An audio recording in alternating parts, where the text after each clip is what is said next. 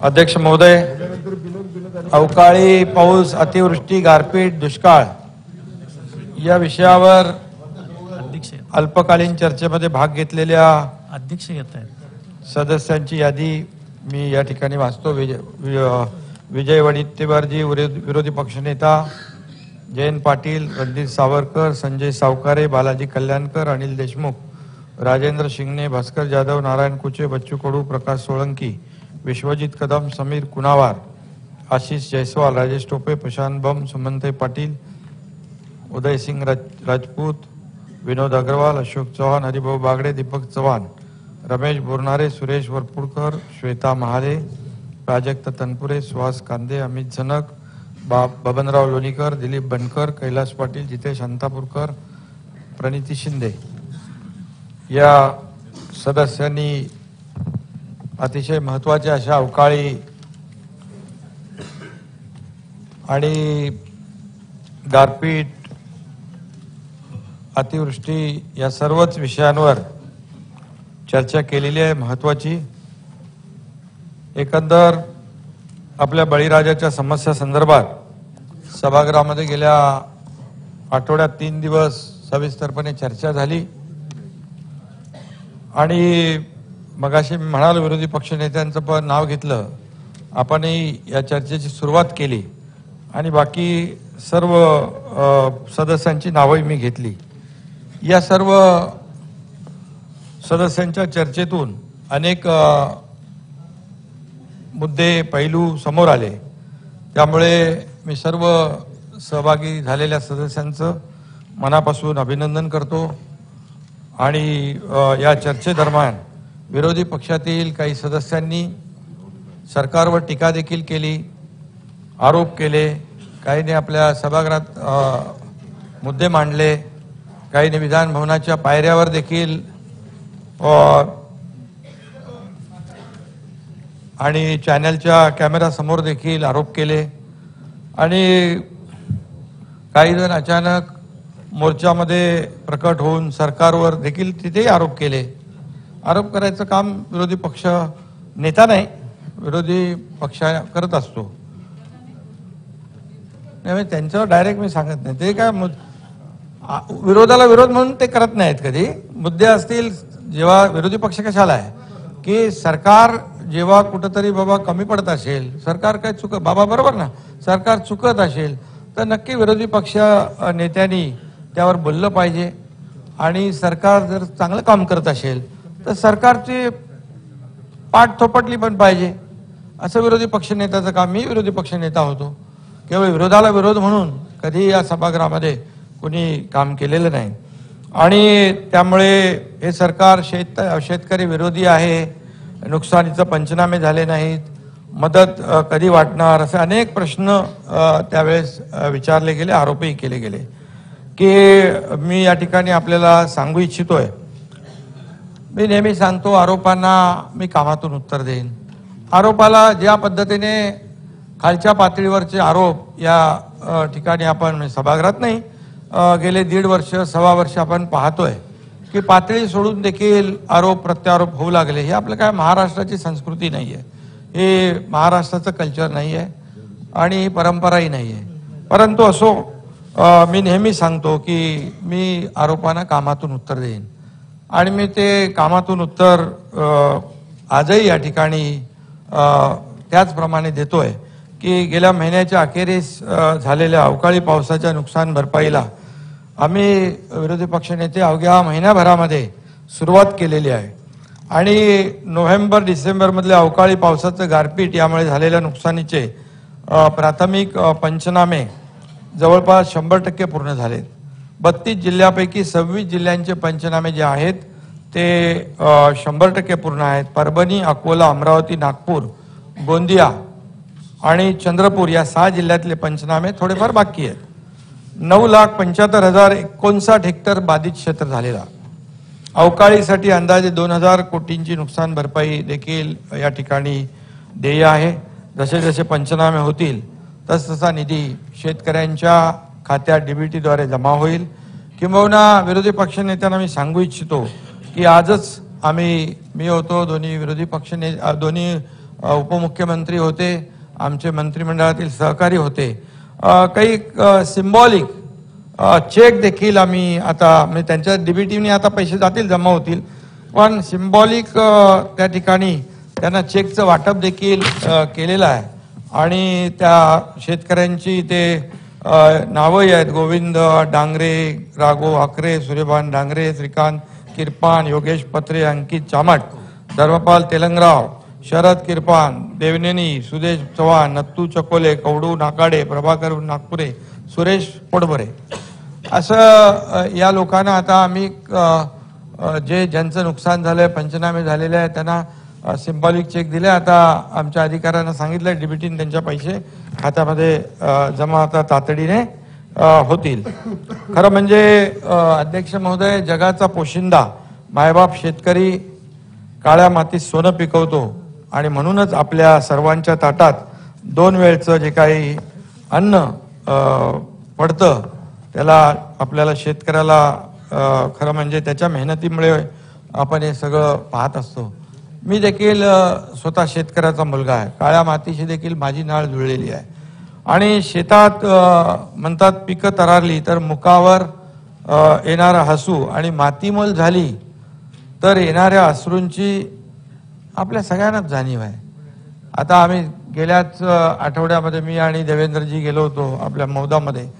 तिकडे बघितलं धानं कापून ठेवलं होतं, धानाचं पीक, आणि पाऊस पडला. दुसऱ्या दिवशी सकाळी घरामध्ये नेले असते, त्यांनी त्याचं सुरक्षितपणे ठेवले असते, पण त्याला इलाज नाही. आणि म्हणून अशा प्रकारच्या शेतकऱ्यांची देखील अवस्था आपण पाहतो. आणि विजयरावांना मी सांगतो की चहापेक्षा शेतकऱ्यांचे अश्रू जास्त महत्त्वाचे आहेत असं आपण म्हणालात.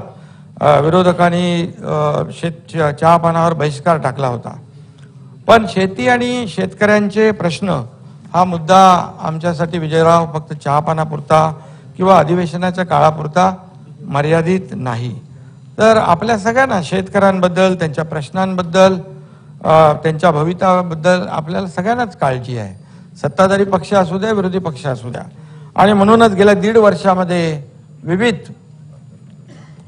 योजनांच्या माध्यमातून अध्यक्ष महोदय आम्ही आपल्या सरकारने बळीराजाला तब्बल 44,278 कोटी रुपयांची मदत केलेली आहे गेल्या 1.5 वर्षामध्ये. त्याचा तपशील मी पुढे सांगणार आहे, परंतु आजवरची ही सर्वाधिक आणि विक्रमी मदत आहे, मी हे खात्रीने या ठिकाणी सांगू इच्छितो.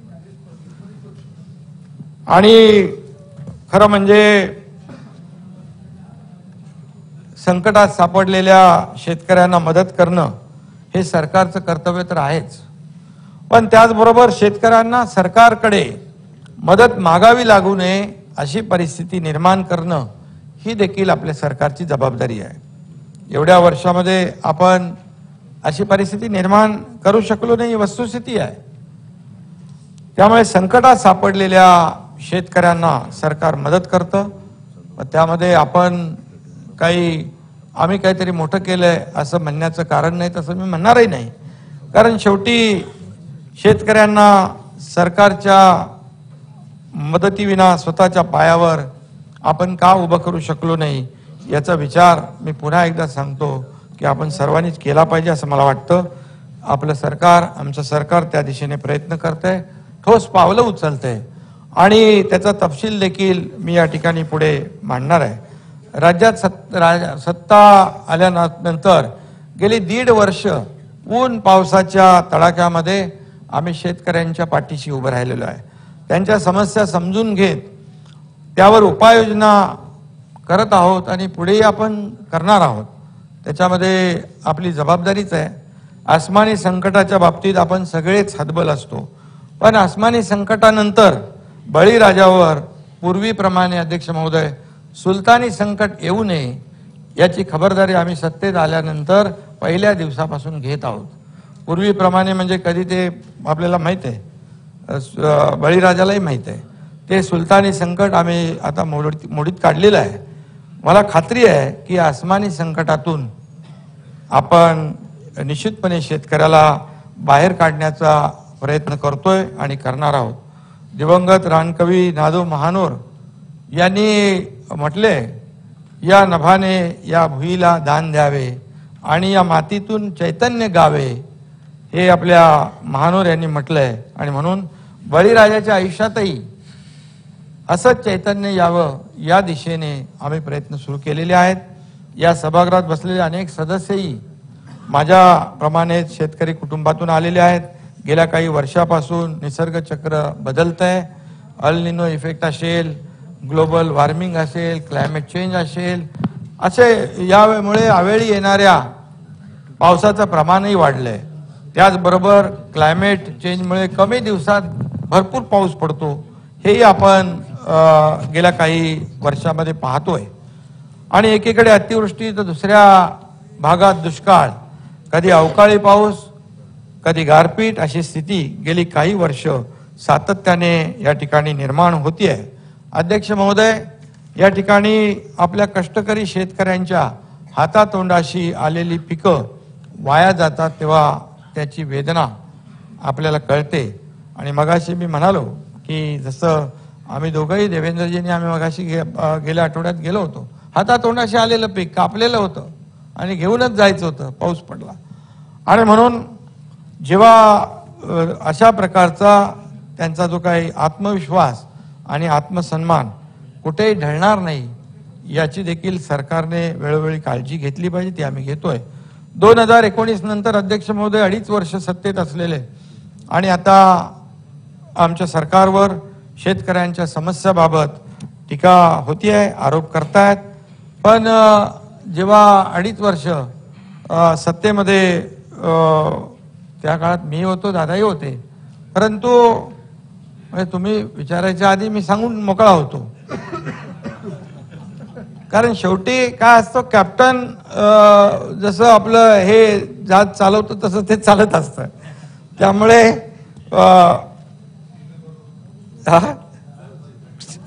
त्यामुळे या ठिकाणी आरोप करताना आत्मपरीक्षण देखील होणं आवश्यक आहे, आत्मचिंतन देखील आवश्यक आहे. गेल्या सरकारपेक्षा निम्म्या कालावधीमध्ये अध्यक्ष महोदय आम्ही कितीतरी पटीने अधिक मदत शेतकऱ्यांना दिली आहे. त्याचा तपशील देखील या ठिकाणी समोर मी मांडणार आहे. आधीच्या सत्ताधाऱ्यांप्रमाणे घोषणा करून फक्त शेतकऱ्यांना पोकळ आश्वासनं किंवा त्यांच्या तोंडाला पानं पुसण्याचं काम आम्ही केलेलं नाही. शेतकऱ्यांच्या खात्यात पैसे जमा करून त्यांचे अश्रू पुसण्याचं काम आम्ही केलेलं आहे. हे मी या ठिकाणी छातीटोकपणे सांगू इच्छितो. 30 जून 22 रोजी आमचं महायुती सरकार सत्तेत आलं आणि अवघ्या काही दिवसातच जोरदार पाऊस आणि काही भागात अतिवृष्टीसारखी परिस्थिती निर्माण झाली. आणि मुख्यमंत्री पदाची शपथ घेतल्यानंतर पहिल्याच आठवड्यात मला वाटतं मी आणि देवेंद्रजी आपण कुठं गडचिरोलीत गेलो होतो. नुकसानीची पाहणी करण्याकरिता अध्यक्ष महोदय गडचिरोलीला गेलो आणि त्या संपूर्ण कालावधीमध्ये मी सातत्याने आम्ही सगळेजण बाधित जिल्ह्याच्या जिल्हाधिकाऱ्यांशी संपर्कात होतो. माझं कुटुंब माझी जबाबदारी असं म्हणून फक्त केवळ घरी बसून VC द्वारे बैठका आम्ही घेतल्या नाहीत. आम्ही प्रत्यक्ष फील्डवर गेलो आणि शेतकऱ्यांशी बोललो, बांधावर गेलो आणि त्या ठिकाणी इतरांना फक्त सूचना देत बसलो नाही. वस्तुस्थिती आहे. आणि आमचं काम, मी काय आमचे सत्ताधारी नाही, विरोधी पक्षातल्या लोकांनाही माहीत आहे, मी काय उगाच काहीतरी जास्तीचं बोलत नाही. परंतु थेट ग्राउंडवर जाऊन शेतकऱ्यांना शेतावर भेटणं, अधिकाऱ्यांशी आम्ही बोलत होतो. आपल्याला सातत्याने विचारणारा कोणीतरी आहे हे लक्षात आलं की यंत्रणा देखील अलर्ट होत असते, यंत्रणा देखील काम करते. कलेक्टर लोक स्वतः, तहसीलदार तर ठीक आहे, पण कलेक्टर स्वतः त्या ठिकाणी जिथे गारपीट झाले, अवकाळी झाले, तिथे जाताना पाहणी करताना देखील आपण पाहिलेलं आहे. आणि म्हणून यासाठी आपण देखील सरकारचे प्रमुख असू द्या, मंत्री असू द्या, आपण देखील या सर्व बाबींवर लक्ष ठेवून थेट लोकांशी संपर्क साधला पाहिजे. परवा कोणीतरी म्हणालं की मुख्यमंत्री आणि आमचे सहकारी सतत दौऱ्यावर असतात. खरं म्हणजे या विधानाला मला उत्तर द्यायची काही इच्छा नव्हती, परंतु पोराटोरांना लहानपणीच नीट समजावून सांगितलं तर मग पुढे त्यांचा मार्ग सहसा चुकत नाही.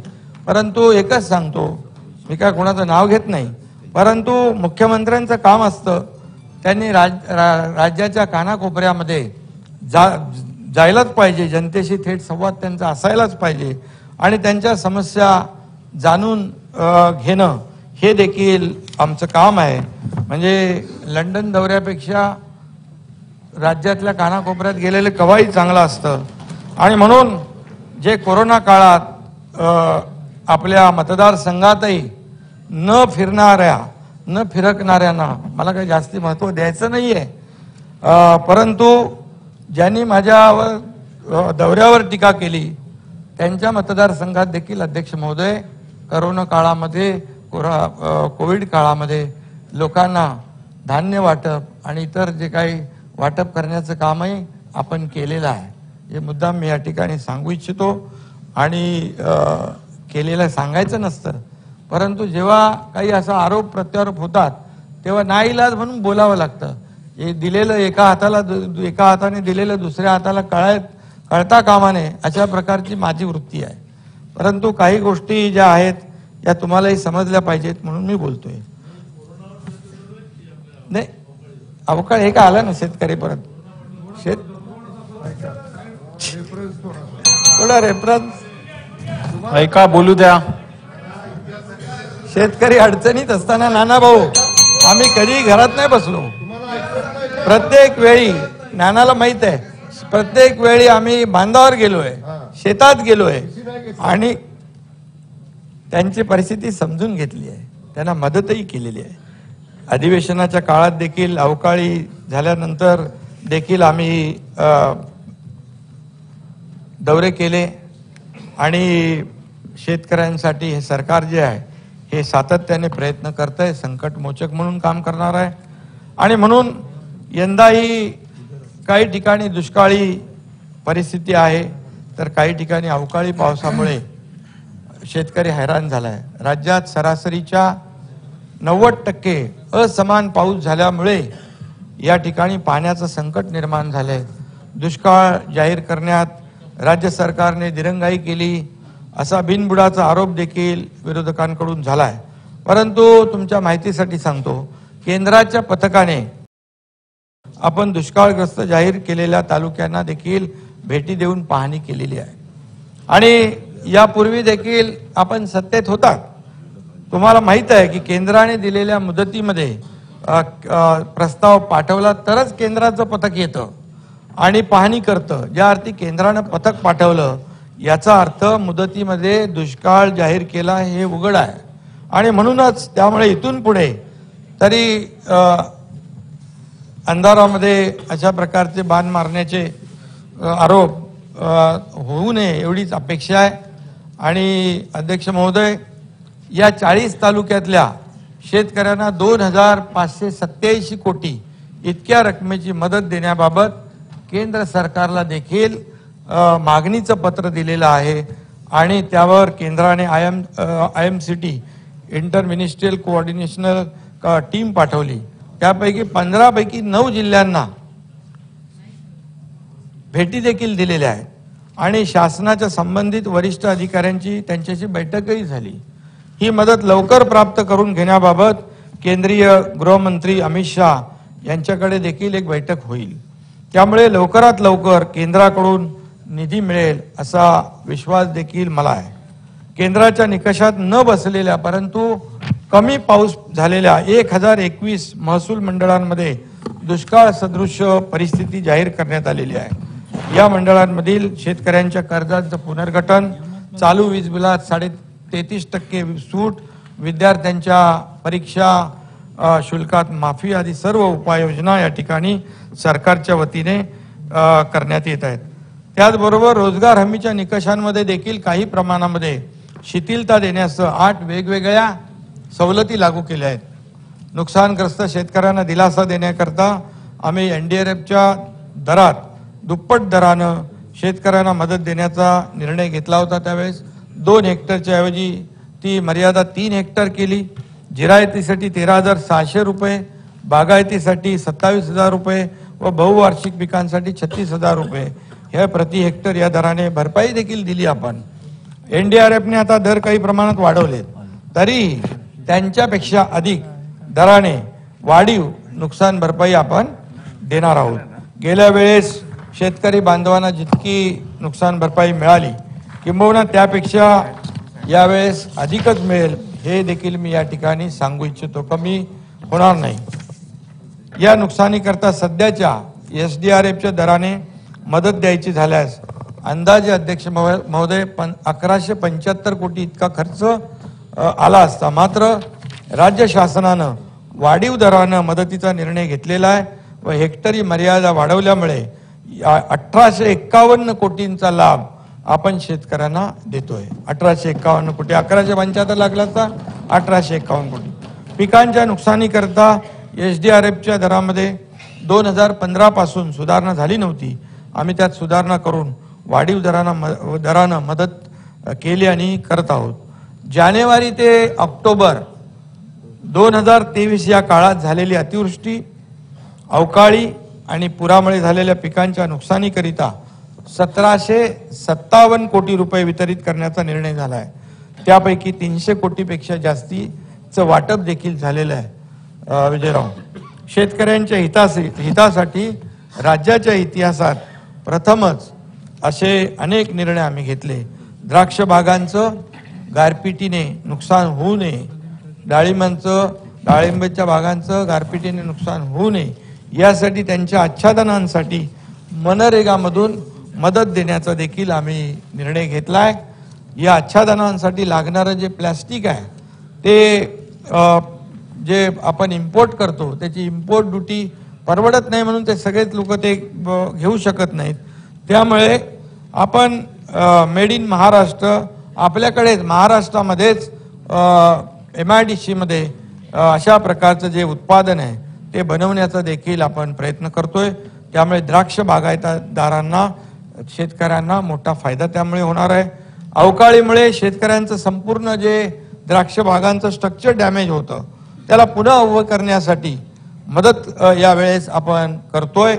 आणि शेडनेट, हरितगृहाच्या लोखंडी सांगाड्यांच्या पुनर्बांधणीसाठी या ठिकाणी आपण 232 कोटींचं कर्ज रूपाने देण्याचा निर्णय आपण घेतलेला आहे नानाभाऊ. आणि त्यावरील व्याजावर 50% सवलत देण्यासाठी अनुदान देण्याचाही विचार आपण करत आहोत. त्यासाठी 46 कोटी रुपये इतका खर्च अपेक्षित असून त्याच्या मंजुरीसाठी नाबार्डच्या मान्यतेने राज्यातील राज्य सहकारी बँक जी आहे ती कर्ज उपलब्ध करून देण्याचा निर्देश आपण त्यांना दिलेला आहे. हा देखील निर्णय हा राज्यातला पहिल्यांदा होणारा निर्णय आहे. त्यामुळे आपण म्हणतो की त्यांचं द्राक्ष बागायतदारांचं मोठं नुकसान आहे. त्याच्यामध्ये काही लोक मोठे व्यापारी असतात पण छोटे व्यापारी जे आहेत ते अगदी कोलमडून जातात. याने यामधून मोठ्या प्रमाणावर दिलासा मिळू शकतो. मनरेगामध्ये कांदा चाळी असतील, बांबू आहे, शेडनेट आहे यांचा समावेश देखील करण्याच्या सूचना दिलेल्या आहेत. गोडाऊन देखील मनरेगामध्ये घेऊ शकतो का या बाबतीत देखील जशा कांदा चाळींच्या बाबतीत आपण प्रयोग करतोय याची देखील आपण चाचपणी करतोय. काही सलग गावांचं क्लस्टर बनवून त्यांच्यासाठी गोडाऊन उभारण्याच्या देखील सूचना आपण देतोय. त्याचा देखील सरकार नक्की विचार करतोय जेणेकरून कापणी झालेल्या पिकांचं अवकाळी पाऊस किंवा गारपीट मुळे नुकसान होणार नाही यासाठी हा देखील आपला प्रयत्न आहे. इतके वर्ष सततच्या पावसामुळे विजयराव होणाऱ्या नुकसानीची केवळ चर्चा व्हायची परंतु मदतीसाठी कुठलीच तरतूद यामध्ये किंवा योजना नव्हती.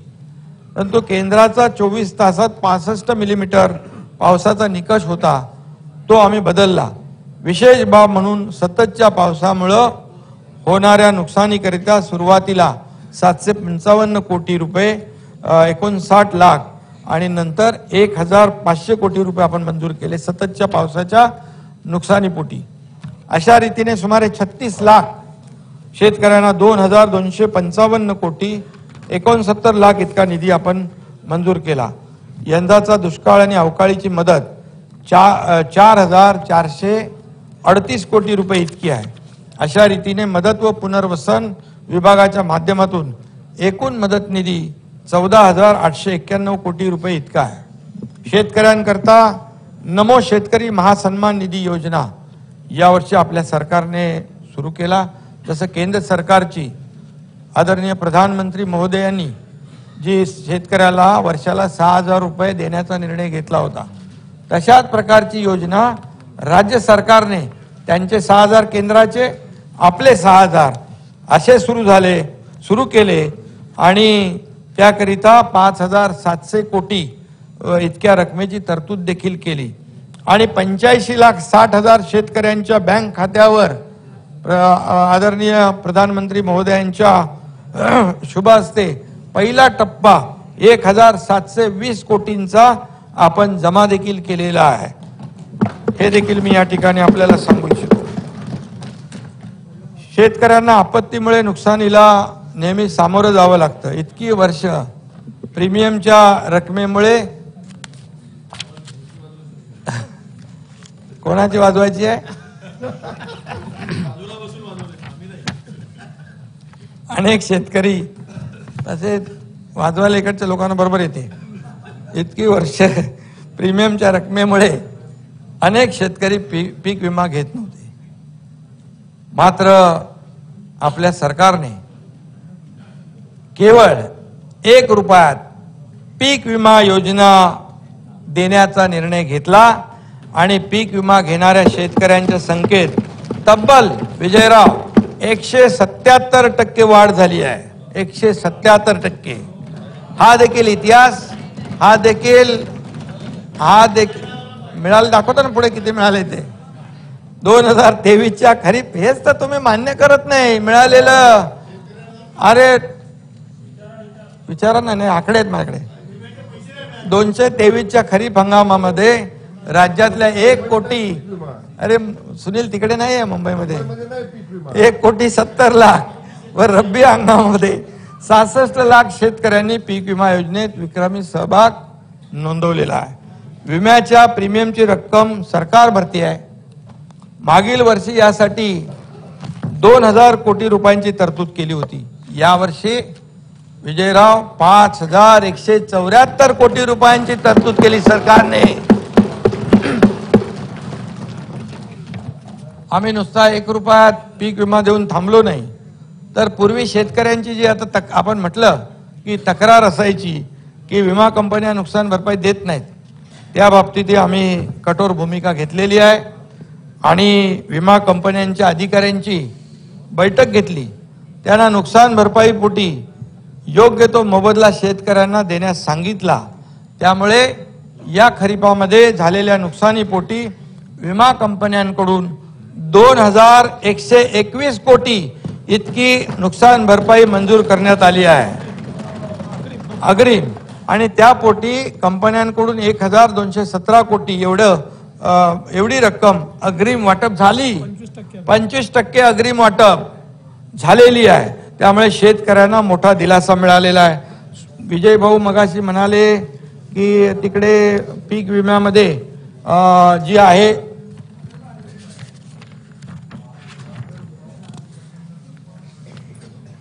हे कुठलं नाव सांगितलं ना तुम्ही राठोडचं, यवतमाळ मधला दिलीप वामन राठोड या शेतकऱ्याबाबत आपण या ठिकाणी सभागृह माहिती जी दिली त्याची वस्तुस्थिती वेगळी आहे। दिलीप वामन राठोड या शेतकऱ्याचे एकूण 3 अर्ज होते। विरोधी पक्ष नेत्यांचा आक्षेप होता की किमान 1,000 रुपये पीक विमा मिळाला पाहिजे आणि शासनाची तशीच घोषणा आहे, तसाच निर्णय आहे। या शेतकऱ्याला फक्त 53 रुपये मिळाले आपण असं म्हटलंय। त्याचा तक्ता माझ्याकडे आहे। त्यामध्ये त्याच्या अन्य एकूण ही जी रक्कम आहे त्याच्या एका खात्यातली आहे, पण त्याच्या अन्य 5 खात्यात मिळून या शेतकऱ्याच्या खात्यावर 1,583 रुपये इतका पीक विमा मिळालेला आहे त्याला। त्याचे 1,583, तुम्ही 53 रुपये म्हणाले ना, तर 1,583 रुपये मिळालेत। त्याचा बँकची डिटेल माझ्याकडे आहे। त्यामुळे तो सिक्युरिटी, हा तुम्ही म्हणाला होता की 53 रुपये सांभाळायला सिक्युरिटी द्या, त्यामुळे ती वस्तुस्थिती नाहीये। आपल्याला कोणी ब्रीफिंग केलं ते चुकीचं आहे। त्यामुळे आपण विरोधी पक्षनेता म्हणून 1,583 रुपये मिळाले आणि त्यामुळे तुम्ही सभागृहामध्ये माहिती देताना वस्तुनिष्ठ दिली पाहिजे। कारण तुमच्यावर आम्ही विश्वास ठेवतो, सभागृह विश्वास ठेवतो आपल्या सदस्यांवर. त्यामुळे नाही, तुम्ही नंतर बोला ना. नाही, विरोधी पक्ष नेते बसा. नाही, सर्वप्रथम एक मिनिट. नाही, बसा, थांबा, बसा. बिलकुल नाही, त्यांचा रिप्लाय होऊ दे.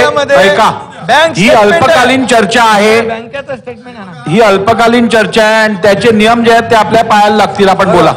असं नाही होऊ दे, असं नाही होऊ दे. बसा बसा बसा बसा. या ठिकाणी आपण सांगितलं की 1217 कोटी 25% अग्रिम शेतकऱ्यांच्या खात्यात जमा झाले. आपण तपासू शकता. ही वस्तुस्थिती आहे. आणि त्यामुळे नुकसान भरपाई नाकारलेल्या विमा कंपन्या केंद्राकडे धाव घेता. आपल्याकडे तर त्यांचे आपण निकालात काढतो अपील, पण त्यांची अपील निकालात काढून तात्काळ शेतकऱ्यांना दिलासा मिळाला पाहिजे अशा प्रकारचं पत्र आणि विनंती आम्ही केंद्र सरकारला पण केलेली आहे. ठिबक सिंचन व तुषार सिंचनासाठी पर ड्रॉप मोर क्रॉप या योजनेत एकूण 659 कोटींचा निधी आपण दिलेला आहे. मुख्यमंत्री शाश्वत कृषी सिंचन योजनेत एकूण 643 कोटींचा निधी दिला आहे. कृषी यांत्रिकीकरण योजनेत 654 कोटींचा निधी अध्यक्ष महोदय आपण वितरित केलेला आहे. याचबरोबर अध्यक्ष महोदय, नानाजी देशमुख कृषी संजीवनी योजना या आधीच्या सरकारने या योजनेकडे साफ दुर्लक्ष केलं होतं. का तर केवळ नानाजी देशमुख हे जनसंघाचे आहेत म्हणून. अरे, योजना ज्या आहेत त्या शेतकऱ्यांसाठी आहेत, शेतकऱ्यांच्या हितासाठी आहे. याच्यात कुठं राजकारण करायचं. आणि म्हणून एवढंच सांगतो, शेतकऱ्यांच्या हितासाठी कोणी काहीतरी. अशोकराव, तुम्ही पण तुम्हाला लागलं का तिकडचं. आणि त्यामुळे आपण आपल्या खिशातून देत नाही. हे पैसे शेतकऱ्यांचे आहेत, हे जनतेचे पैसे आहेत. त्यामुळे त्याचा वापर जनतेच्या हितासाठी झाला पाहिजे. सरकारकडचा हा पैसा जनतेचा आहे. त्यामुळे मला एवढंच सांगायचं आहे, जे काही आपण राजकारण करायला खूप वाव आहे आपल्याला, तसं राजकारण आता अधिवेशनामध्ये रोज पायऱ्यांवर करता बाहेरही होत आहे. काही लोक फक्त बोलण्यासाठी इकडे येतात, अधिवेशनामध्ये टीका करून परत जातात. हे मला माहित आहे, पण ते जाऊ द्या. आणि त्यामुळे राजकारणासाठी अनेक विषय आहेत अध्यक्ष महोदय, पण केवळ स्वतःच्या कद्रू वृत्तीमुळे आपल्या बळीराजाचं नुकसान होता कामा नये, हे मी या ठिकाणी मुद्दाम सांगू इच्छितो. आणि ज्या वेळेस तो बळीराजा जेव्हा प्रश्न विचारेल तेव्हा पळताबोळी सगळ्यांची थोडी होईल, हा देखील विचार आपल्याला करण्याची आवश्यकता आहे. आम्ही नानाजी देशमुख कृषी संजीवनी योजनेला आता पुन्हा गती दिलेली आहे. पहिल्या टप्प्यातील 4000 कोटी रुपयांचा निधी वाढवून आता 5469 कोटी रुपये एवढा केला आहे.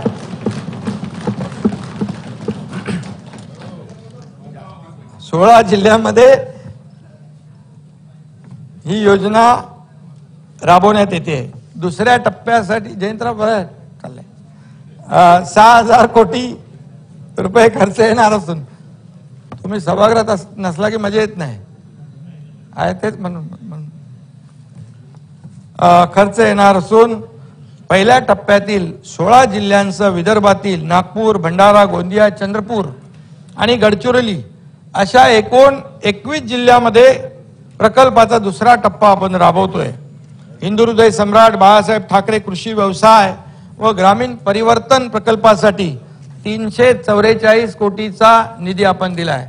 अशा प्रकारे केवळ कृषी विभागाच्या प्रमुख योजनांच्या माध्यमातून शेतकऱ्यांना जुलै 2022 पासून तब्बल 15,040 कोटींचा लाभ आपल्या सरकारने दिलेला आहे. 22 जुलै 22 पासून. शेतकरी हा विषय फक्त कृषी खात्याशी संबंधित नाही, तर अनेक खात्यांशी त्यात समन्वय साधून बळीराजाला आपल्याला जेवढी जास्तीत जास्त मदत करता येईल त्याला सर्वतोपरी शाश्वत मदत करण्याचा आमच्या सरकारचा प्रयत्न आहे. शेतकऱ्यांना नुकसान भरपाई देण्याबरोबरच नुकसान झालं तर ते पुन्हा उभे राहावेत, त्यांची शेती शाश्वत व्हावी यासाठी देखील आमच्या सरकारने आपल्या सरकारने अनेक प्रकल्प हाती घेतलेले आहेत. महाराष्ट्रात प्रथमच कांद्याची महाबँक, आता त्याचं काकोडकर साहेब आणि ते आपले अणु ऊर्जाचे आयोगाचे अध्यक्ष मोहंती यांच्याबरोबर एक VC वर बैठक झाली. कांद्याची महाबँक आपण स्थापन केली आणि ज्येष्ठ अणुशास्त्रज्ञ डॉक्टर अनिल काकोडकर हे त्यासाठी मदत करतायत. न्यूक्लिअर तंत्रज्ञानाचा वापर करून कांदा इरॅडिशनचा हा पथदर्शी प्रकल्प जो आहे हा कांदा उत्पादकांच्या समस्येवर कायमस्वरूपी उपाय ठरेल अशा प्रकारचा आपल्या सरकारचा प्रयत्न आहे. त्यांनी तिथे सॅम्पल पण दाखवले. आता तुम्ही बघितले ना, म्हणजे 6 महिने 8 महिने झालेले कांदे, 8 महिन्यामध्ये कोंबणे फुटला विजयराव, एकदम तसेच्या तसे कांदे आणि बटाटे. म्हणजे शेतकऱ्यांसाठी एक क्रांतिकारक निर्णय आपल्या सरकारने घेतला आहे हा आणि ऐतिहासिक निर्णय आहे. समृद्धी महामार्गालगत आपण 13 कृषी समृद्धी केंद्राच्या उभारणीचं काम सुरू केलेलं आहे. त्याचबरोबर कांदा निर्यातीबाबत केंद्रीय वाणिज्य मंत्री पियुष गोयल यांच्याशी देखील आमची चर्चा झाली. कांद्याच्या बाबतीत जे काही प्रश्न आहेत त्याचाही तोडगा नक्की निघेल असा विश्वास आहे. राज्य सरकारच्या विविध घटकांसाठी अनेक योजना असतात, अनेक निर्णय आपल्या सरकारने घेतलेले आहेत, पूर्वीच्या सरकारने देखील घेतले होते, पण या योजनांचा लाभ प्रत्येकापर्यंत पोहोचत नाही ही वस्तुस्थिती आहे. सरकारी कार्यालयामध्ये अनेक वेळा चक्रा मारणं, खेटं मारणं आणि सातत्याने त्याचा पाठपुरावा करणं आणि त्यामुळे सामान्य माणूस चक्रा मारून हताश होऊन जातो आणि ते लाभही सोडून देतो. आणि म्हणून या ठिकाणी शासकीय योजनांचा लाभ जो आहे प्रत्येक लाभार्थीला मिळाला पाहिजे यासाठी आम्ही शासन आपल्या दारी हा देखील एक प्रयोग सुरू केलेला आहे. या योजनेला लोकांचा उत्स्फूर्त प्रतिसाद देखील मिळतोय. आतापर्यंतच्या अध्यक्ष महोदय 20 कार्यक्रमामधून तब्बल 2.25 कोटी लाभार्थ्यांना या मोहिमेच्या अंतर्गत विविध योजनांचा लाभ मिळाला आहे. 2.25 कोटी. कृषी विभागाच्या वेगवेगळ्या योजनांच्या माध्यमातून विजयराव 2,37,250 शेतकऱ्यांना ट्रॅक्टर, कीटकनाशक फवारणी, ड्रोन, शेतीची अवजारं देण्यात आलेली आहेत. आणि त्याचबरोबर या मोहिमेद्वारे आतापर्यंत शेतकऱ्यांना 1,000 कोटीपेक्षा जास्त रुपयांच्या अनुदानाचं देखील वाटप करण्यात आलं विविध योजनांमधून. यात सुमारे 28,000 शेतकऱ्यांना ट्रॅक्टरचं देखील वाटप झालेलं आहे. आणि म्हणून अत्याधुनिक तंत्रज्ञानाद्वारे पिकावरील फवारणीसाठी ड्रोनचा वापर आता वाढू लागला आहे. त्याचं देखील आम्ही एक शासन आपल्या दारीमध्ये कार्यक्रमात गेलो, ते स्वतः आम्हाला तो ड्रोन त्या ठिकाणी दाखवला, त्याचं प्रात्यक्षिकही दाखवलं. आणि म्हणून अशा ड्रोनचंही वाटप शासन आपल्या दारीच्या माध्यमातून केलं जात आहे. अध्यक्ष महोदय, छत्रपती शिवाजी महाराज शेतकरी सन्मान योजना जी आपल्या काळात होती है ना देवेंद्रजी, 2017 मध्ये देवेंद्रजींनी त्यांच्या काळात, मी होतो सरकारमध्ये, आपल्या सरकारमध्ये, हा सुनील बोलतोय, आपल्या सरकारमध्ये, हा, तर 44 लाख शेतकऱ्यांना 18,762 कोटी इतका कर्जमाफीचा लाभ त्यावेळेस दिला होता. परंतु सॉफ्टवेअर मध्ये त्रुटी निर्माण झाल्याने 6,56,000 शेतकरी कर्जमाफीपासून वंचित राहिले होते. या 6,56,000 शेतकऱ्यांना कर्जमाफी जी आहे ती वंचित राहिले होते. ही देखील खरं म्हणजे ही वास्तविक या आधीच्या सरकारने, महाविकास आघाडी सरकारने जे राहिलेले जे 6,56,000 शेतकऱ्यांना पैसे द्यायला पाहिजे होते. अरे सरकार गेलं ना. आणि त्यामुळे खरं म्हणजे या योजनेमध्ये तत्कालीन सरकारच्या कानापर्यंत किंवा कानावर जाऊन सुद्धा कानाडोळा झाला असेल, कानाडोळा केला असेल. परंतु अध्यक्ष महोदय, मी या ठिकाणी सांगू इच्छितो, मी या ठिकाणी त्याबाबत घोषणा करू इच्छितो की 6,56,000 वंचित शेतकऱ्यांना ते पैसे आम्ही देणार.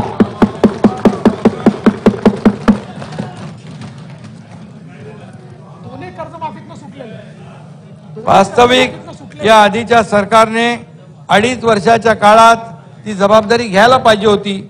परंतु तुमच्या काळात मी माहिती घेतली, डीबीटी पोर्टल बंद होते, युबीटीच्या काळात डीबीटी बंद होते.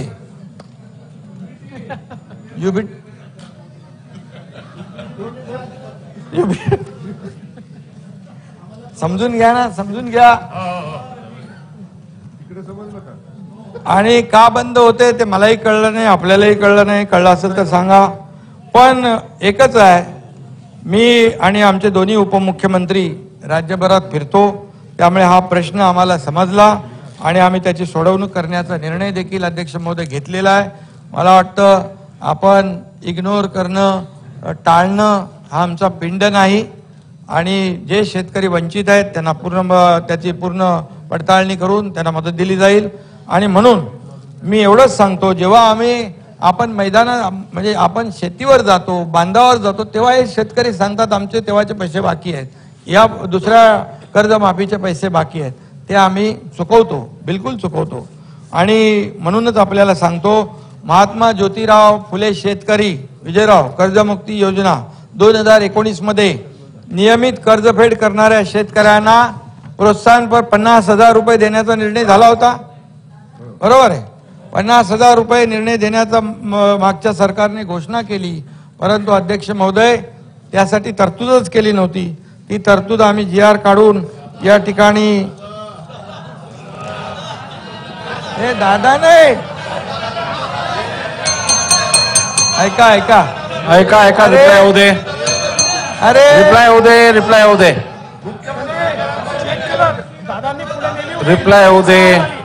नाही, ऐका ऐका, मला त्यांचं ऐका, सगळं स्पष्टीकरण मिळणार. दादांनी अजित विजयराव अजित दादा तेव्हा काय राज्याचे प्रमुख नव्हते, तरी सुद्धा त्यांनी तो प्रस्ताव पुढे नेला होता 50,000 रुपये देण्याचा, परंतु तो मुख्यमंत्र्यांनी तो थांबून टाकला आणि 50,000 रुपये 50,000. बसा बसा, असं नाही, बसा बसा, रिप्लाय नाही, रिप्लाय होऊ दे. अध्यक्ष महोदय, शेतकऱ्यांचा अन्याय सहन झाल्यामुळे दादा इकडे आले आणि म्हणून दादा कधी अन्याय सहन करत नाही, ते आपण सगळ्यांनी बघितलं. आता चला पुढे.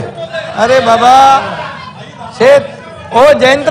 जयंतराव दादानी तो प्रस्ताव पुढे नेला होता, परंतु शेवटी कोणाच्या हातात असतं, त्यामुळे त्यांना शेतकऱ्यांचा अन्याय सहन नाही झाला म्हणून तिकडे आले. आणि म्हणून त्यामुळे अध्यक्ष महोदय ही तर आम्ही 2017 राहिलेले देखील हे देतोय आणि 50,000 जे आहेत, जे नियमित कर्जफेड करणारे शेतकरी जे आहेत त्यांचे पैसे आम्ही त्याची पूर्तता करतोय, तेही वाटतोय. म्हणजे हे देखील मी या ठिकाणी सभागृहाला सांगू इच्छितो. म्हणजे आश्वासनं देऊन आणि त्याला शेतकऱ्यांच्या तोंडाला पानं पुसवायची, त्याला झुलवत ठेवायचं, बोलाचीच कडी बोलाचाच भात, हे आम्ही कधी केलं नाही, करणार नाही. दिले ताई, दिले ना 50,000 रुपये. आणि त्याला ऐका ऐका ऐका ऐका ऐका ऐका नियमित कर्जफेड करणाऱ्या शेतकऱ्यांना अनुदान देण्यास सुरुवात आम्ही केली. ऐका ना, ऐकलं तर बोलणार. आतापर्यंत 14,31,000 शेतकऱ्यांच्या बँक खात्यामध्ये सुमारे 5,190 कोटी रुपये जमा केले आणि उरलेत ते पण देणार. जे बघा, तुमच्याकडे कोणी असतील तर तुम्ही सांगा, त्याला लगेच आम्ही देऊन टाकू चेक फाडून. डीबीटी केंद्र सरकारने, ए बाबा सुनील, अरे इथं माझ्याकडे आकडे आहेत सुनील, तुझ्याकडे तिकडे मोखाड्याला कोण असेल शेतकरी डिस्टर्ब करू नका, रिप्लाय काय डिस्टर्ब करू नका. अध्यक्ष महोदय, केंद्र सरकारने प्रथम केंद्रात सहकार विभागाची निर्मिती केली.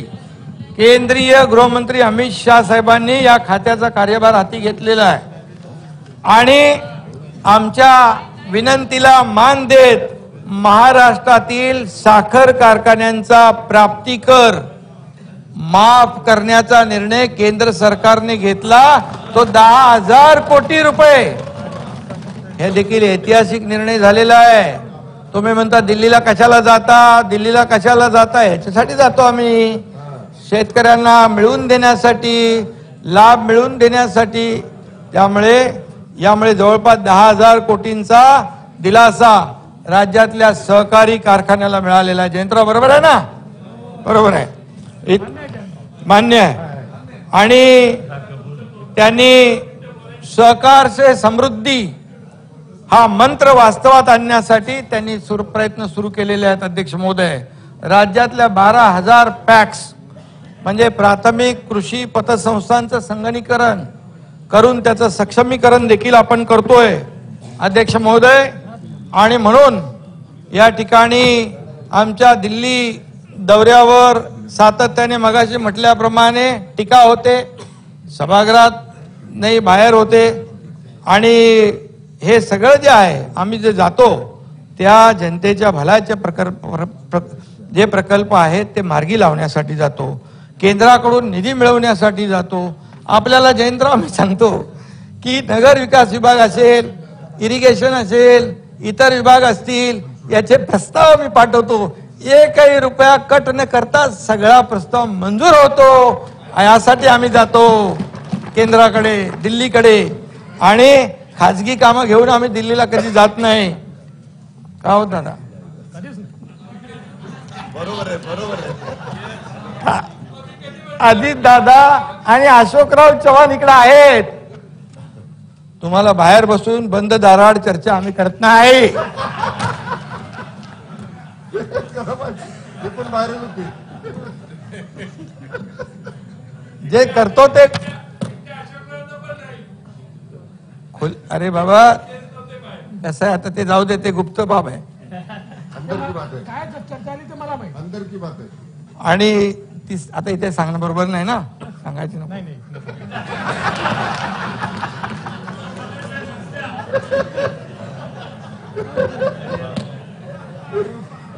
नंतर कधीतरी सांगू. सगळं एकदम सांगितलं तर प्रॉब्लेम सगळं आहे. पोतडीतून एक एक बाहेर काढू. भरपूर आहे, भरपूर आमच्याकडे आहे, पण एक संयम आहे. पण संयम कसा आहे, थोडा एक सहनशीलतेचा पण एक मर्यादा असते प्रत्येकाला. सहनशीलतेच्या पलीकडे गेल्यानंतर सगळ्यात मग. अध्यक्ष महोदय, पीक कर्जासाठी शेतकऱ्यांना पूर्वी अनेक अडचणी यायच्या. प्रामुख्याने त्यांचा सिबिल रेकॉर्ड जो आहे तो तितकासा चांगला नसल्याने बँका कर्ज देताना हात आखडता घ्यायच्या. आमच्या सरकारने बँकांना स्पष्ट नानाभाऊ सूचना केलेल्या आहेत. शेतकऱ्यांना कर्ज मंजूर करताना सिबिलचा जास्ती विचार करू नका. अरे ऐकत कसे नाही, ऐकले ना, दिले पैसे 25% अग्रिम द्यायला काय, कसं काय, सरकारचं काय ऐकत नाही. आणि बँकांनी सकारात्मक प्रतिसाद दिलेला आहे नानाभाऊ. 2021 मध्ये कर्ज वाटपाचं जे प्रमाण 73% होतं ते आता 85% पर्यंत गेलेलं आहे आपल्या सरकारच्या याच्यामध्ये. त्यामुळे 2023च्या खरीप हंगामामध्ये अध्यक्ष महोदय सप्टेंबर अखेर 41,221 कोटी रुपयांचं कर्ज वाटप झालंय. दिले नसते तर कसं झालं असतं नानाभाऊ? रब्बी हंगामासाठी देखील 3,55,000 शेतकऱ्यांना 3,516 कोटीचं पीक कर्ज वाटप सुरू केलंय. बँकांनी 64% टार्गेट पूर्ण केलेलं आहे. उर्वरित देखील पूर्ण करतील. माहिती घ्या, आकडे मी जे बोललो तर चॅलेंज करा. अध्यक्ष महोदय, 3 लाखापर्यंत पीक कर्जाची संपूर्ण परतफेड केली तर शेतकऱ्यास 3% व्याज सवलत अनुदान दिलं जातं. अध्यक्ष महोदय, या वर्षासाठी 72 कोटी खर्च यासाठी करण्यात येणार आहे. अटल अर्थसहाय्य योजनेस मुदतवाढ आम्ही दिलेली आहे. 428 प्रस्तावांना कर्ज आणि अनुदान देणार आहोत. त्यासाठी 72 कोटी 42 लाख रुपयांच्या निधीला मान्यता या ठिकाणी दिली आहे. बुलढाणा, परळी वैजनाथ, नांदेड, सोयगाव येथे शासकीय कृषी महाविद्यालय स्थापन करण्याचा निर्णय आपल्या सरकारने घेतला आहे. नागपूर येथे शेती व कृषी उद्योग आणि कृषी संलग्न उद्योगासाठी आंतरराष्ट्रीय कृषी सुविधा केंद्र या ठिकाणी स्थापन करण्याचा देखील आमच्या सरकारने निर्णय घेतलेला आहे. त्याचबरोबर अध्यक्ष महोदय, मागच्या यापूर्वीच्या सरकारने 2.5 वर्षामध्ये सिंचन प्रकल्पांना सुधारित प्रशासकीय मान्यता देताना हात आखडता घेतला होता. हाताच्या सुप्रमा आपण किती सुप्रमा देतो म्हणजे आपली पॉलिसी पॅरालिसिस झालं होतं. आपल्या सरकारने आमच्या शासनाने 1.5 वर्षात 65 प्रकल्पांना तब्बल 66,000 कोटींच्या सुधारित प्रशासकीय मान्यता दिल्यामुळे सिंचन प्रकल्प जे आहेत मार्गी लागत आहेत आणि त्यामुळे सिंचनाचा उर्वरित अनुशेष जो आहे केवळ अमरावती विभागात आहे तो या सुधारित प्रशासकीय मान्यता मिळाल्यामुळे पूर्णपणे भरून निघेल. यामुळे जे आम्ही 65 प्रकल्प विविध प्रकल्पांना सुधारित प्रशासकीय मान्यता दिली त्यामुळे 10 लाख हेक्टर क्षेत्र ओलिताखाली येणार आहे. 10 लाख हेक्टर क्षेत्र 10 लाख हा शेतकऱ्यांना मदतीचा मोठा भाग आहे. यामुळे राज्याच्या रब्बीच्या क्षेत्रातही वाढ होईल आणि अन्नधान्य उत्पादनातही वाढ होईल. प्रधानमंत्री कृषी सिंचाई योजनेअंतर्गत अध्यक्ष महोदय मार्च 2023 अखेर 10 प्रकल्प जे आहेत ते पूर्ण झालेत.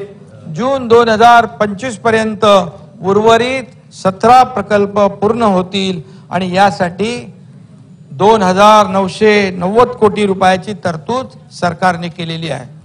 अध्यक्ष महोदय, सगळ्यात महत्वाचं म्हणजे मराठवाडा वॉटर ग्रीड सारखा महत्वाकांक्षी आणि अत्यंत महत्वाचा प्रकल्प मागच्या सरकारने केवळ द्वेषापोटी भासणात गुंडाळून ठेवला, तो रद्द केला.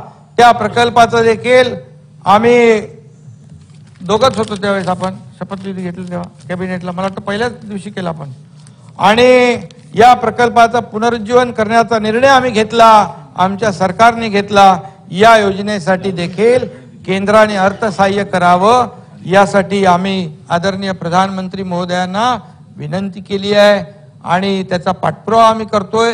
नक्की खात्री आहे की आम्हाला यामध्ये यश येईल. त्याचबरोबर अध्यक्ष महोदय, कोरोना नंतर लंपीमुळे देखील राज्यातील पशुधनाचं मोठं नुकसान झालं. मरण पावलेल्या विखे पाटील इकडे आहेत पशूंच्या मालकांना एकूण 91 कोटी 76 लाख रुपयांची मदत आमच्या सरकारने केलेली आहे. 91 कोटी 76 लाख रुपये. तर इतर योजनांकरता देखील चालू वर्षी 242 कोटी 92 लाखांची तरतूद केलेली आहे. अध्यक्ष महोदय, त्याचबरोबर बांगलादेशने संत्र्याच्या आयातीवर 40% आयात शुल्क लावल्याने आपल्याकडचा संत्रा उत्पादक शेतकरी अडचणीत आला, निर्यातदार, आणि त्याची अडचण दूर करण्यासाठी सरकारने निर्यातीसाठी 139 कोटी रुपयाचं अनुदान मंजूर केलं संत्रा उत्पादकाला. कांदा निर्यातीवर निर्बंध आल्याने कांद्याचे भाव घसरले, त्यामुळे कांदा उत्पादकांना दिलासा देण्यासाठी आमच्या सरकारने 350 रुपये क्विंटल दराने अनुदान मंजूर केलं. 851 कोटींचं अनुदान त्यांना आपण देतोय. ऐतिहासिक आहे. कधी काही अगोदर कधी हा असा निर्णय झाला नव्हता. पहिल्यांदा हा क्रांतिकारी निर्णय आहे. अध्यक्ष महोदय, मार्च 2023 ते जून 2023 या कालावधीमध्ये हमी भावाने 4,124 कोटींचा हरभरा सरकारने खरेदी केला. त्याचा लाभ 3,92,000 शेतकऱ्यांना मिळाला आणि एकूण 77,31,000 क्विंटल हरभरा खरेदी करण्यात आला आहे. अध्यक्ष महोदय, या खरीप हंगामामध्ये 1,86,00,000 क्विंटल धान व इतर भरड धान्य खरेदी या ठिकाणी केलेला आहे. त्याकरिता अध्यक्ष महोदय 3,800 कोटी इतकी रक्कम 5,06,000 शेतकऱ्यांना दिलेली आहे. त्यामुळे हा देखील एक चांगला निर्णय आपण घेतला आहे. अध्यक्ष महोदय, शेतीच्या शाश्वत प्रगतीसाठी काही महत्वाच्या योजनांना देखील सरकारने वेग दिलेला आहे, गती दिलेली आहे. आणि गतिमान सरकार आहे, निर्णय घेणारं सरकार आहे, पॉझिटिव्ह आहे, प्रॅक्टिकल आहे. थोरात साहेब बरोबर आहे ना? तर त्याने मान्य आहे. खरं ते असं दुसऱ्यासारखे हे करत नाही, खऱ्याला खरं सांगतो. नदीजोड प्रकल्प आणि जलयुक्त शिवारचा दुसरा टप्पा राबवून महाराष्ट्राला दुष्काळ मुक्त कसं करता येईल यासाठी देखील सरकार प्रयत्नशील आहे. मला वाटतं तेव्हा देवेंद्रजी मुख्यमंत्री होते, जलयुक्त शिवार योजना सुरू झाली, वॉटर लेवल वाढू लागली, टेबल वाढू लागला, लोकांना बोरिंगला विहिरींना पाणी वाढू लागलं आणि शेतकऱ्यांना त्याचा फायदा होऊ लागला. आणि अशा परिस्थितीमध्ये या त्यांच्या संकल्पनेतून पहिल्या टप्प्यात या ठिकाणी चांगलं यश मिळालं, शेतकऱ्यांना त्याचा फायदा झाला. केंद्राने देखील मला वाटतं आपला मॉडेल प्रशंसा केली जलयुक्त शिवार योजनेची, परंतु केंद्राच्या अहवालात महाराष्ट्र नंबर 1 ला आला जलयुक्त शिवार योजनामध्ये. परंतु शेतकऱ्यांच्या हिताची अजून आहे ना, फॉरेन डायरेक्ट इन्व्हेस्टमेंट बाकी सगळ्यामध्ये आहे पहिला नंबर, स्टार्टअप मध्ये नंबर 1 आहे.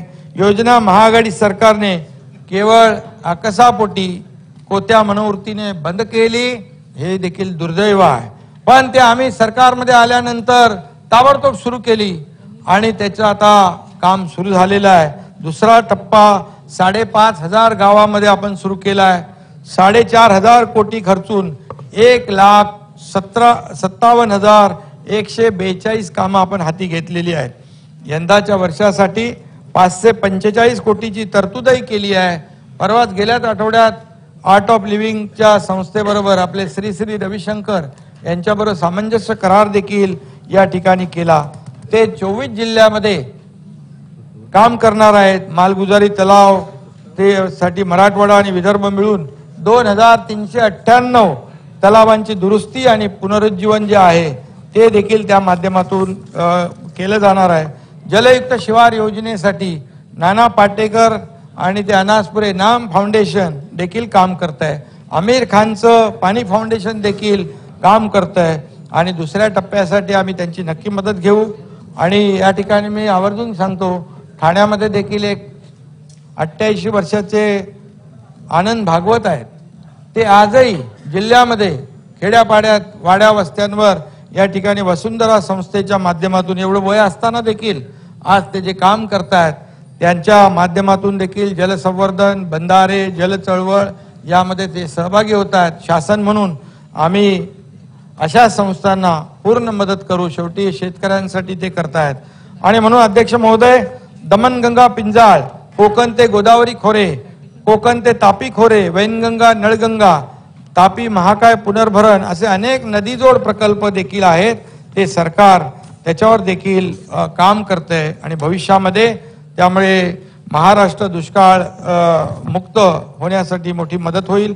अध्यक्ष महोदय, गोपीनाथ मुंडे अपघात विमा योजनेच्या पूर्वीच्या सरकारमध्ये ती जवळपास बंदच झाली होती, ती पुन्हा सुरू केली आणि 120 कोटींची तरतूद त्यासाठी केलेली आहे. आणि विम्यावरून ते आपण अनुदानावर आणलेली आहे. हा देखील बदल आपण केलेला आहे आणि आतापर्यंत त्यांना 35 कोटीचा लाभही दिलेला आहे. आणि त्याचबरोबर जे अध्यक्ष महोदय, आदरणीय प्रधानमंत्री महोदयांचं जे आहे मिलेट इयर, मिलेटला प्रोत्साहन देण्याच्या संदर्भात मिलेटची व्हॅल्यू चेन विकसित करण्यासाठी 200 कोटींची देखील आपल्या सरकारने तरतूद केलेली आहे. विद्यार्थ्यांच्या माध्यान्ह पोषण आहारामध्ये मिलेटचा समावेश करण्याचा देखील विचार आहे. हळद संशोधन व प्रशिक्षण जे केंद्र आहे हिंगोली जिल्ह्यामध्ये, हिंदू हृदय सम्राट बाळासाहेब ठाकरे हळद संशोधन केंद्रासाठी यावर्षी 11 कोटी निधी दिला आहे. गेल्या वर्षी 10 कोटी निधी दिला होता. आतापर्यंत 9 कोटी 63 लाख खर्च झाला आहे. हे देखील या ठिकाणी मी आपल्याला सांगू इच्छितो. उमरखेड, धिवरवाडी, तळेगाव, इसारवाडी, चांदूर बाजार अशा 5 ठिकाणी या सिट्रस इस्टेट उभारण्यात येत आहेत. रोगमुक्त व दर्जेदार संत्र्याचं उत्पादन या ठिकाणी घेण्यात येईल आणि त्यासाठी नक्कीच याचा फायदा होईल. अध्यक्ष महोदय, मागेल त्याला शेततळचा विस्तार आपण करतोय. मागे त्याला फळबाग, मागेल त्याला ठिबक सिंचन आणि मागेल त्याला शेततळ्याचे अस्तरीकरण आणि मागेल त्याला आधुनिक पेरणी यंत्र, कॉटन श्रेडर, त्यासाठी देखील आपण अध्यक्ष महोदय 1000 कोटी यावर्षी त्याची तरतूद केलेली आहे. 1000 कोटी रुपये शेतकऱ्यांच्या या सर्व कामासाठी आपण देणार आहोत. आणि त्याचबरोबर एकूण 116 कृषी उत्पन्न बाजार समित्यांमध्ये राष्ट्रसंत तुकडोजी महाराज शेतकरी भवन बांधण्यात येणार आहे विजयराव. आणि सध्याच्या शेतकरी भवनांची पण दुरुस्ती केली जाणार आहे आणि यासाठी 132 कोटी 48 लाख रुपये त्यासाठी खर्चाची तरतूद आपण केलेली आहे. याशिवाय भाऊसाहेब फुंडकर फळबाग लागवड योजना, महाराष्ट्र एग्री बिझनेस नेटवर्क, संत्रा प्रक्रिया, काजू फळपीक विकासासाठी बोर्डाची आपण स्थापना केली आहे.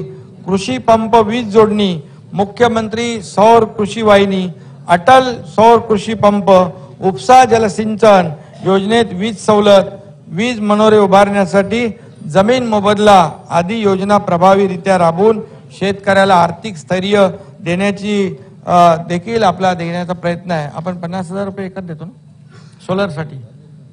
सोलर योजनेसाठी देखील जी नापिकी जमीन आहे ती 50,000 रुपये एकरी विजयभाऊ त्याला भाडं, वार्षिक भाडं म्हणजे वार्षिक भाड्याने आपण 50,000 रुपयांनी घेतो.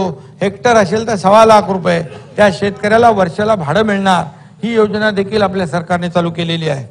आणि म्हणून अध्यक्ष महोदय, महाराष्ट्रामध्ये शेतकरी आत्महत्या हा अतिशय गंभीर विषय आहे आणि एकाही शेतकऱ्याने आत्महत्या केली तरी ती खरं म्हणजे आपल्या सगळ्यांसाठी दुःखदच आहे.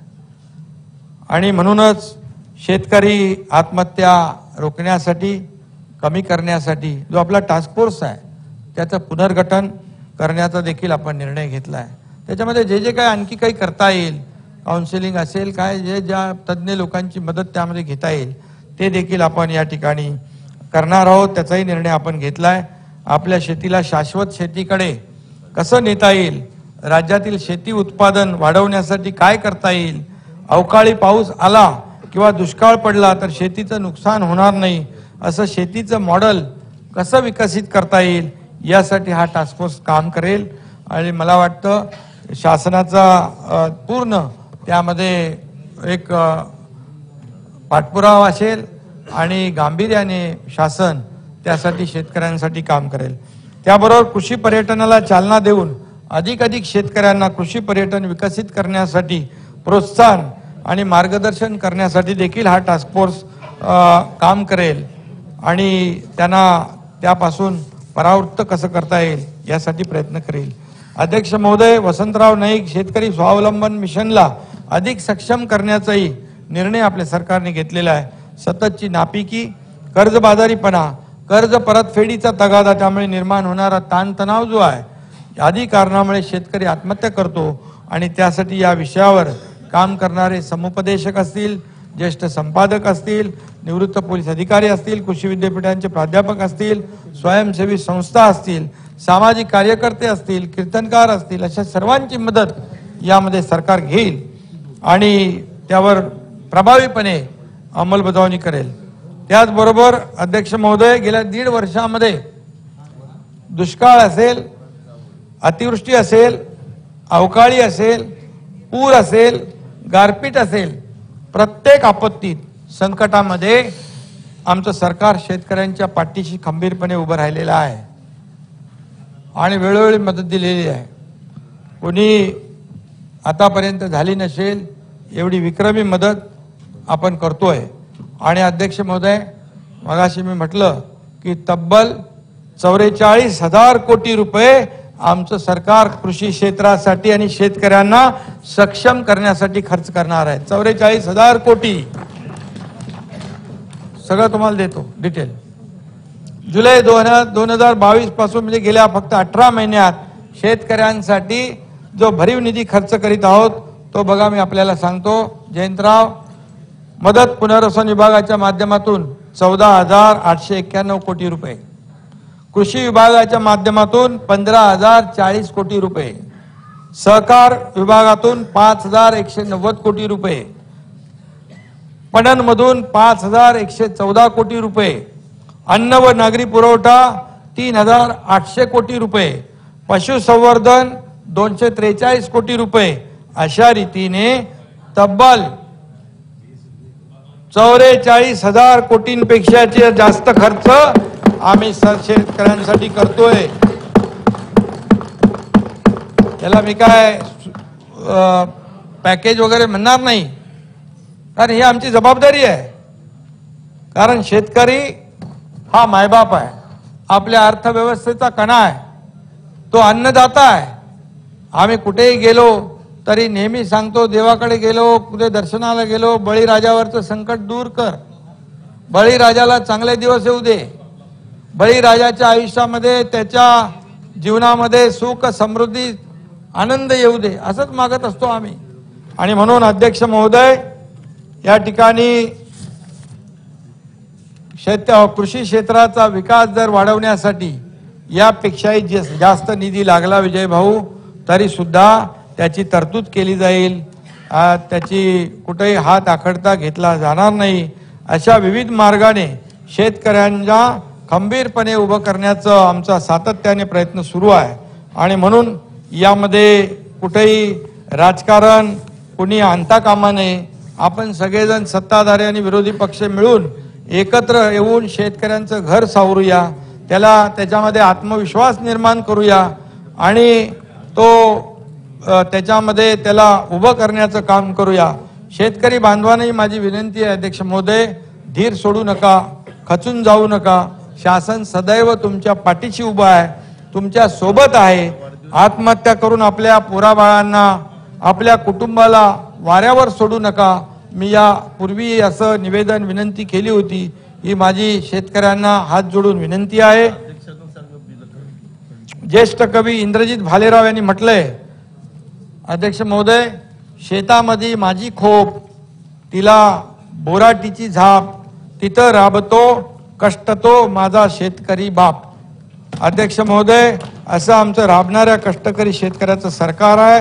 आणि या ठिकाणी आपल्याला एकच सांगतो की विदर्भामध्ये अधिवेशन आहे, धानाचा बोनसचा विषय बाकी आहे, मला विजयरावचं लक्ष आहे. आणि यामध्ये अध्यक्ष महोदय 22-23 मध्ये प्रति हेक्टरी अध्यक्ष महोदय 15,000 रुपयाप्रमाणे धानाचा, विजयराव ऐकताय का? ओ विजयराव, धानाचं 22-23 ला प्रति हेक्टरी 15,000 प्रमाणे धानाचा बोनस आपण दिला होता. यामध्ये 4,80,000 शेतकऱ्यांना लाभ मिळाला होता. सदरचा लाभ प्रति शेतकरी जास्तीत जास्त 2 हेक्टर पर्यंत देण्यात आला होता. त्यासाठी 823 कोटी रुपये वाटप केले होते. आणि यावर्षी अंदाजे 5 लाख शेतकऱ्यांना प्रति हेक्टरी 2 हेक्टरच्या मर्यादेत 15च्या ऐवजी 20,000 रुपये बोनस जाहीर करण्यात येत आहे.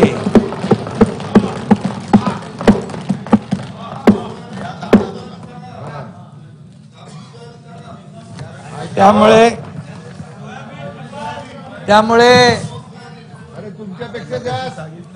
1,000 कोटी रुपयांची तरतूद केली आहे. आणि अध्यक्ष महोदय, आता एक शेवटचा आहे, कोकणातले लोक पण आपले आहेत, तिकडे आहेत.